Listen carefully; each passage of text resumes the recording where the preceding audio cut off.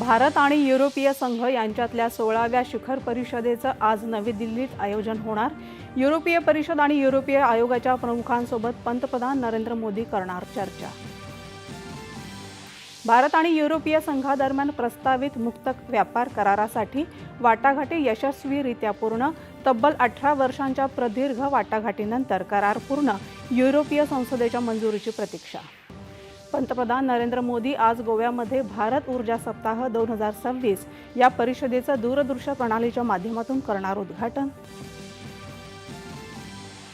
प्रजासत्ताक दिन संचलनात सहभागी झालेले आदिवासी कलाकार, चित्ररथ, मिरवणुकांमधले कलाकार तसंच राष्ट्रीय छात्र सेनेच्या कॅडेट्ससोबत राष्ट्रपती द्रौपदी मुर्मू आज नवी दिल्लीत साधणार संवाद।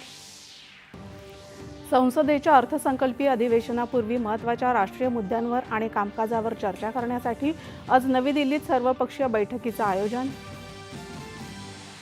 दुबईमध्ये सुरू झालेल्या गल्फ फूड 2026 या परिषदेत भारत पहिल्यांदाच सहभागी। कृषी आणि खाद्यान्न व्यापाराबाबत जागतिक स्तरावर भारताचं महत्त्व वाढत असल्याचा द्योतक। राज्य सरकारच्या 150 दिवसांच्या ई-गव्हर्नन्स सुधारणा उपक्रमांतर्गत महाराष्ट्र सागरी मंडळाला उत्तम कामगिरीचा प्रथम पुरस्कार। आणि राज्याच्या काही भागात अवकाळी पावसाची हजेरी, अनेक भागात ढगाळ वातावरणामुळे पिकांवर परिणाम होण्याची भीती। नमस्कार, 8:30च्या बातमीपत्रात मी स्वाती केदारे।